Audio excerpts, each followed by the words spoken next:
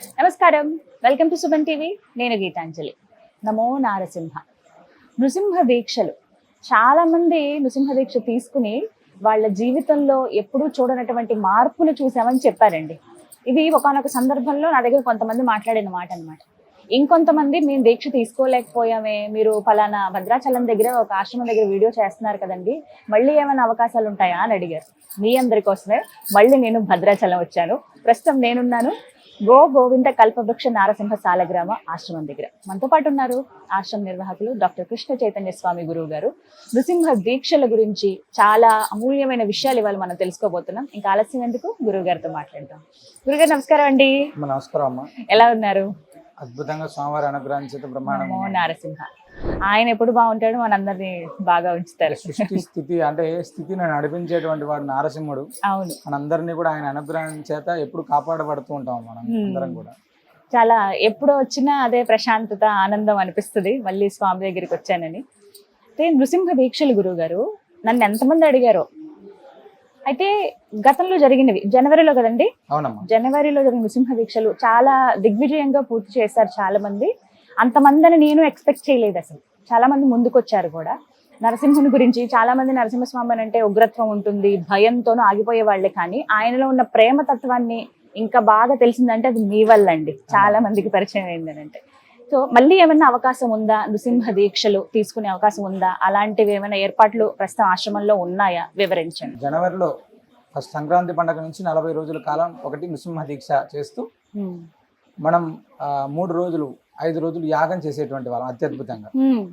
రెండవటువంటిది నృసింహస్వామి వారి యొక్క జయంతి వైశాఖ మాసంలో వైశాఖ శుద్ధ చతుర్దశి స్వాతి నక్షత్రం నాటికి అయిపోయే విధంగా రెండవసారి దీక్ష ఉంటదమ్మా.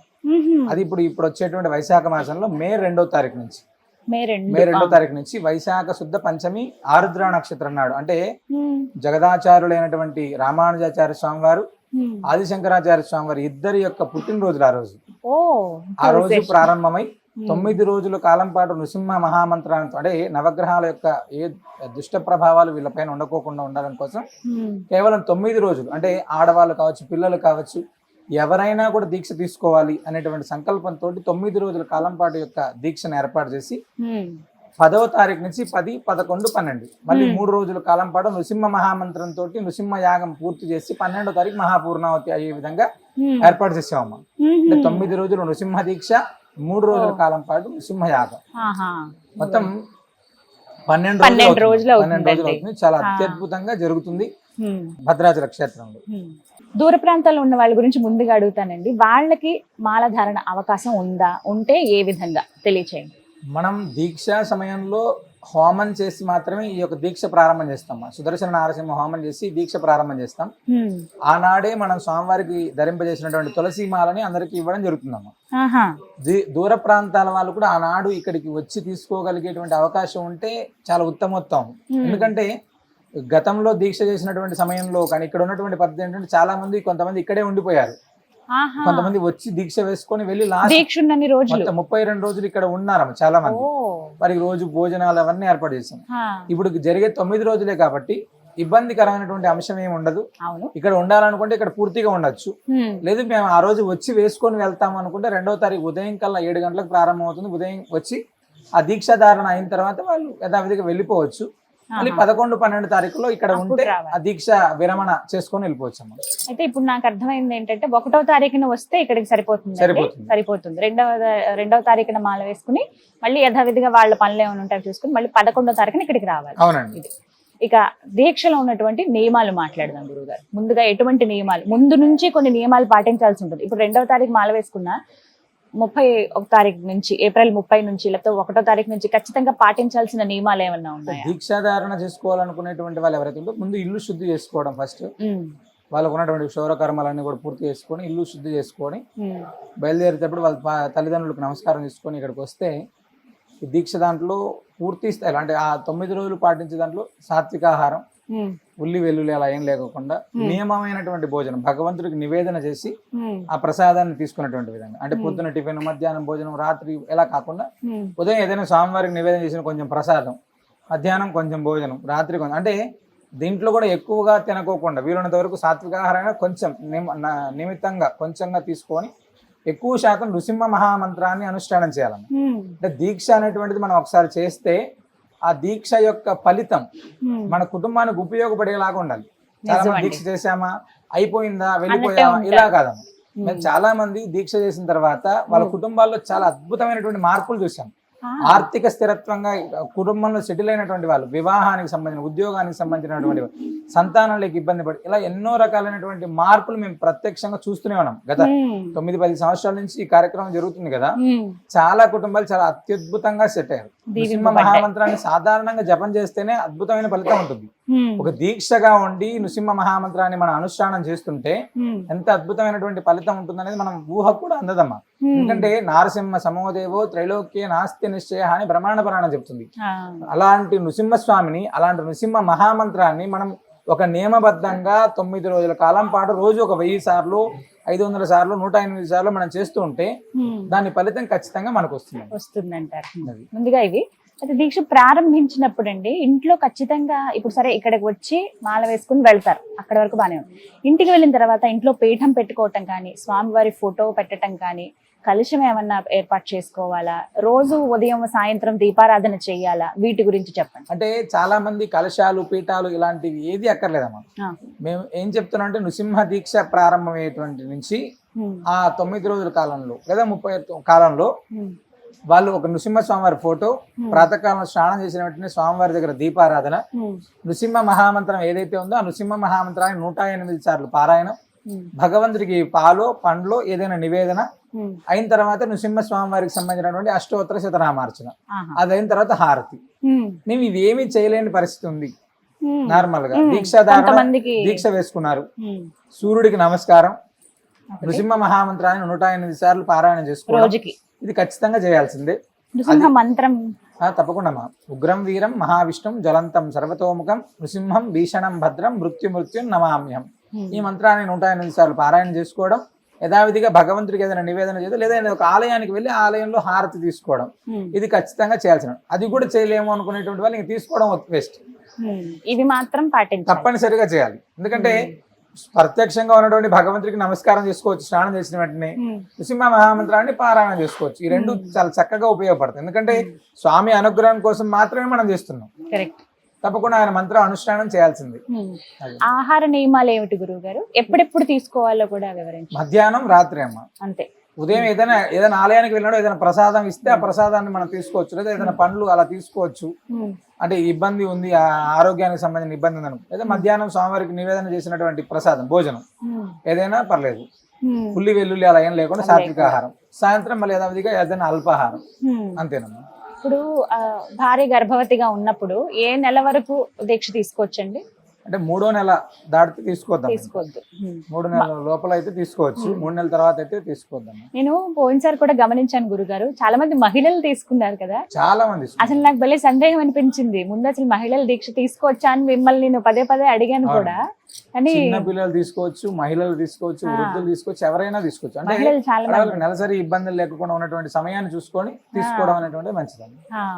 అదొక్కటి 9 రోజులే కాబట్టి చాలా మందికి ఈసారి వీలయ్యే అవకాశం కూడా ఉందండి. గురుగారు అసలు ఎందుకు తీసుకోవాలి నృసింహ దీక్ష? ఇది చాలా మంది అడిగినటువంటి ప్రశ్న. సాధారణంగా మనం వినేది అయ్యప్ప దీక్ష వింటూ ఉంటాము, అలాగే అమ్మవారి దీక్ష వింటూ ఉంటాం, ఇన్ని వింటాము. వీటి గురించి ప్రత్యేకంగా గోవింద మాల కానీ, ప్రత్యేకించి నృసింహమాల ఎందుకు వేసుకోవాలి? నృసింహస్వామి వారి యొక్క అనుగ్రహం అనేటువంటిది అత్యద్భుతమైనటువంటిది. ఫస్ట్ అంటే ఆయన అనుగ్రహం అనేటువంటిది ఉంటే నవగ్రహాలు అనేటువంటివి కూడా మన దగ్గరికి రావు. ఫస్ట్ అంటే వీడిపైన దుష్ట ప్రభావాన్ని చూపించేటువంటి అవకాశమే లేదు. ఒకటి ఫస్ట్ నృసింహ మహామంత్రాన్ని ఎవడైతే చదువుతుంటాడో అపమృత్యు దోషాలు అనేటువంటి వాడి దగ్గరికి రావు. ఫస్ట్ అంటే యాక్సిడెంట్స్ కానీ ఇలాంటివి ఏవైతే ఉంటాయో అవన్నిటిని కూడా కాపాడేటువంటి వాడు, సంతాన ప్రాప్తిని కలిగించేటువంటి వాడు, అన్యోన్య దాంపత్యాన్ని ఇచ్చేటువంటి వాడు, ఆర్థిక స్థిరత్వాన్ని ఇచ్చేటువంటి వాడు, మన పిల్లల్ని యోగ్యుల్ని చేసేటువంటి వాడు. అంటే నృసింహస్వామిని ఆరాధిస్తే ఏం కలుగుతుందయ్యా అంటే ఈ బ్రహ్మాండంలో ఆయన అనుగ్రహం లేకుండా మన దగ్గరికి ఏది రాదు. ఆయన అనుగ్రహం ఉంటే మన దగ్గరికి వచ్చేదాన్ని ఆపేటువంటి శక్తి ఎవరి దగ్గర లేదు. అలాంటి అద్భుతం. మేము చాలా సార్లు నృసింహ దీక్ష చేసుకుంటే అంటే చిన్న చిన్న వ్యాపారస్తులు కూడా చాలా బ్రహ్మాండంగా సెటిల్ అయినటువంటి వాళ్ళు, ఆర్థికంగా చాలా అద్భుతంగా సెటిల్ అయినటువంటి వాళ్ళు, చాలా మంది బిల్డింగ్ షాపులు ఉన్నటువంటి వాళ్ళు, వెహికల్స్ అంటే ట్రావెల్స్ ఉన్నటువంటి వాళ్ళు కావచ్చు, కన్స్ట్రక్షన్ దాంట్లో ఉన్నటువంటి వాళ్ళు కావచ్చు, ఆ సంతానానికి సంబంధించినటువంటి వాళ్ళు కావచ్చు, అద్భుతమైనటువంటి ఫలితాలను చూస్తున్నారు అన్న. లాస్ట్ టైం కేవలం 9 రోజులు ఒక ఆయన దీక్ష చేసుకున్నారు, వరంగల్ కి సంబంధించినటువంటి వ్యక్తి. అవును, లాస్ట్ సారి 32 రోజులు కుదరని వాళ్ళు 18 కుదరని వాళ్ళు 9 ఇలా వేసుకున్నారు. 9 రోజులు తీసుకున్న అతని వ్యక్తి ఆర్థికంగా ఒక కేసుకి సంబంధించినటువంటి విషయంలో చాలా రోజుల నుంచి బాధపడుతున్నారు. భగవంతుడు యాగం అయిపోయిన తర్వాత ఆ కేసు కొట్టేశారు. తర్వాత ఆయనకు సంబంధించిన రావాల్సినటువంటి డబ్బులు ఇవన్నీ కూడా వచ్చాయి. అంటే సుమారు 7-8 సంవత్సరాల కష్టం కేవలం ఒక 18 రోజులు తీర్చారు. అలాంటివి ఎన్నో అమ్మ. సంతానానికి సంబంధించినటువంటి వాళ్ళైతే విపరీతంగా స్వామివారి అనుగ్రహం కోసం తీసుకొని ఉండి ఇక్కడ ఉండి 9 రోజులు ఇక్కడ స్వామివారి సన్నిధిలో నిద్ర చేసి ఉండి చేసినటువంటి వాళ్ళు చాలా మంది. ఎంతటి భాగ్యం నిజంగా. కాబట్టి ఆ నృసింహ అనుగ్రహం అనేటువంటి చాలా గొప్పది. అది నృసింహ దీక్షగా చేస్తే, నృసింహ స్వామివారి యొక్క దీక్షగా మనం చేసేటువంటి ఏదైనా సరే అత్యుత్తమమైనటువంటి ఫలితం మనకు కలుగుతున్నాం. ఇది నేను చెప్పేటువంటి మాట కాదు, బ్రహ్మాండాది పురాణాలు అనే చెప్తున్నాయి. స్వామి యొక్క వైభవం చెప్పాలంటే వేదం అంతా స్వామివారి గురించి అత్యద్భుతంగా చెప్తుంది. అలాంటి అనుగ్రహం మనది కూడా మన కుటుంబానికి రావాలంటే ఒక్కసారి నృసింహ దీక్ష చేసి చూడండి, ఖచ్చితమైనటువంటి ఫలితాన్ని ఇప్పించేటువంటి బాధ్యత మాది. అలాగే చివరి రోజులు 3 రోజులు చేసేటువంటి హోమం గురించి కూడా చెప్పండి గురుగారు. అంటే హోమం జరుగుతుందండి ఆ రోజు చివరి 2 రోజులమ్మా. నృసింహ జయంతి మరుసటి రోజు వైశాఖ శుద్ధ చతుర్దశి పౌర్ణమి, వైశాఖ పౌర్ణమి. వైశాఖ శుద్ధ చతుర్దశి ఏమో స్వామివారి యొక్క జన్మ నక్షత్రం. సాక్షాత్తు హిరణ్యకశిపుడి సంహారం చేసినటువంటి రోజు అది. ఆ రోజు అండి. అవునమ్మా.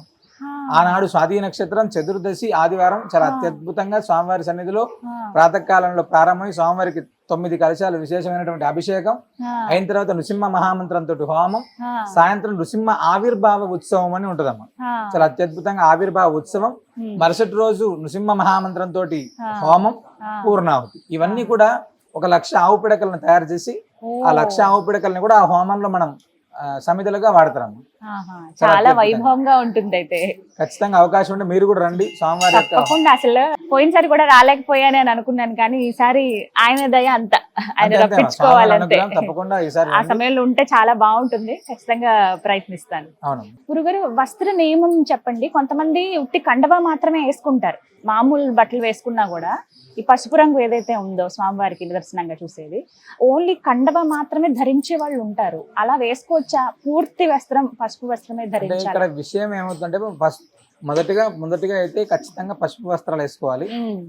చాలా మంది అది ఇబ్బందికరంగా ఉంటుంది, అంటే వాళ్ళ డ్యూటీలకు సంబంధించిన విషయాలు మాకు కొంచెం అంటే ఇట్లా అలౌ చేయరు అనేటువంటి వాళ్ళు స్వామివారి యథావిధిగా అంటే ఉతికిన బట్టలు వేసుకొని పైన కండువాని వేసుకుంటాం స్వామి అని అడిగి వేసుకుని వెళ్ళేటువంటి వాళ్ళు చాలా మంది ఉన్నారు. అలా అయినా పర్లేదు. అంటే స్వామివారి పైన అచంచలమైనటువంటి భక్తితో మనం చేస్తున్నాం అనేటువంటి భావన వాళ్ళు కలిగి ఉన్నప్పుడు అది ఇబ్బంది లేదు.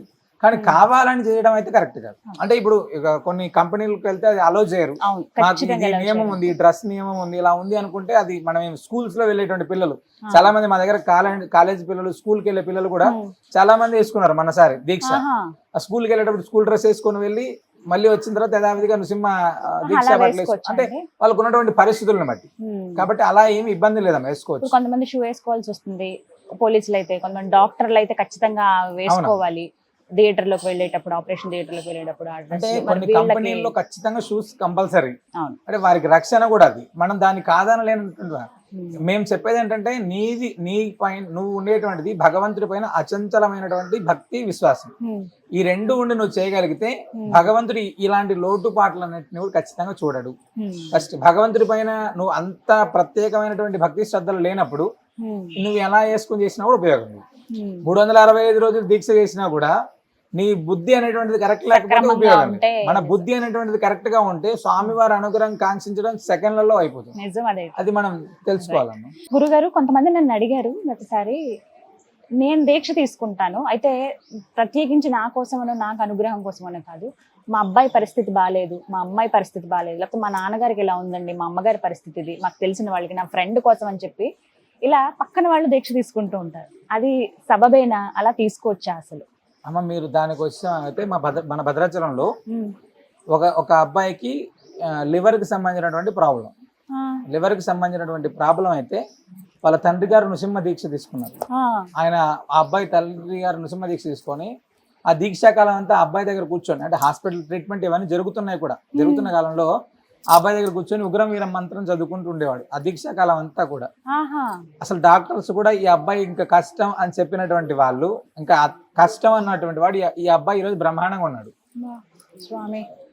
నార్మల్ గా. అంటే నేనేమంటుంటే అది పరిపూర్ణమైన విశ్వాసం. అంటే నా కొడుకు ఖచ్చితంగా చేస్తాడని.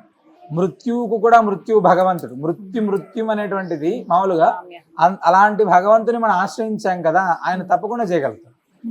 అదేమో ఇలా ఎన్నో నిదర్శనాలు. మొత్తం మీద ఈసారి చాలా వైభవంగా జరగబోతోంది. 9 రోజుల పాటు దీక్ష, 3 రోజులు హోమం. మే 2వ తారీఖు నుంచి మే 12వ తారీఖు దాకా జరుగుతుందమ్మా. అవకాశం ఉన్నటువంటి వాళ్ళు ఎవరైనా తప్పకుండా ముందుగా సంప్రదించి దీక్ష తీసుకొని యాగంలో పాల్గొని స్వామివారి పరిపూర్ణ అనుగ్రహానికి పాత్రలు అవ్వచ్చు. చక్కగా వివరించారు గురుగారు, ధన్యవాదాలండి. విన్నారుగా గురుగారి మాటలు. గతసారి చాలా మంది మేము వేసుకోలేకపోయామే మాల అని బాధపడ్డారండి. ఇక బాధే అవసరం లేదు. ఆ స్వామికి మరింత చేరువయ్యేటువంటి గొప్ప అవకాశం ఇది. గుర్తుందిగా, మే 2వ తారీఖు నుంచి 12వ తారీఖు వరకు అండి. 9 రోజులు దీక్ష ఉంటుంది, 3 రోజులు హోమం. చక్కగా 1వ తారీఖునే మీరు ఇక్కడికి రావచ్చు. వీటికి సంబంధించిన వివరాలు తెలుసుకోవాలంటే కానీ నేను స్క్రీన్ మీద నెంబర్ ఇస్తాను. అలాగే అడ్రస్ కూడా నేను డిస్ప్లే చేస్తానండి. చాలా మందికి తెలుసు అడ్రస్, ఇంకొంతమంది కొత్తగా ఈ వీడియో చూస్తున్న వాళ్ళు ఏంటంటే కన్ఫ్యూజ్ అవుతూ ఉన్నారు. భద్రాచలం రాముల వారి ఆలయం జస్ట్ బయటకు వచ్చి నిలబడి మీకు అహోబిల మఠం కనబడుతుంది. ఇలా స్ట్రైట్ గా చూస్తే 100 మీటర్ల దూరంలో ఆ అహోబిల మఠానికి కొద్దిగా ఎడం పక్కకే మనకి ఇక్కడ గోవిందుని కల్పవృక్ష నారసింహ సాలగ్రామ ఆశ్రమం ఉంటుందండి. మీరు తప్పకుండా ఈసారి రండి. ముందే వచ్చి మీరు ఏమైనా వివరాలు కనుక్కున్నా పర్వాలేదు, లేదా మీరు కాల్ చేసి వివరాలు కనుక్కుంటానంటే నెంబర్ కూడా నేను ఇస్తాను. వివరాలు కనుక్కొని ఈసారి దీక్ష వేసుకుందాం అనుకున్న వాళ్ళు ఏమాత్రం ఆలస్యం చేయకుండా దీక్ష వేసుకుని స్వామివారి కృపకు పాత్రలు కండి. ఇది వాళ్ళ వీడియో. నమో నారసింహ.